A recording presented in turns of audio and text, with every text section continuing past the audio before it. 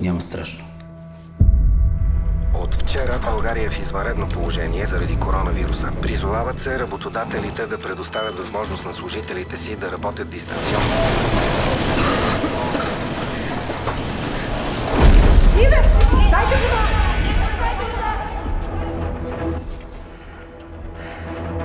Съжалявам. В момента ви показваме шивашкия цех, откъдето е тръгнала заразата. Така нареченият пациент 0 е една от работничките в цеха Ива Донева. Това е пълен абсурд. Не от мен. Колко болни работнички имате до сега? Ако знаете нещо, сега е момента да го кажете.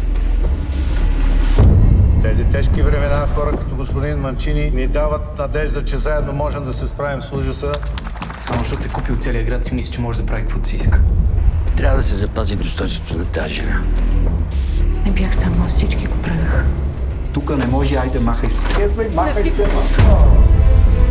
Видя ли докъде ни докара с твоите глупости? Опали целия град. Майка ти не е виновна. И тя е жертва като всички останали.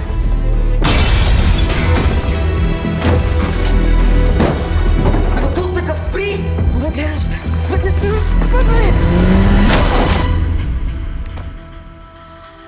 Тук винаги е виновен този, дет не може да се защити. Господин Манчини, а знаете ли, че този скандал стигна и до Брюксел?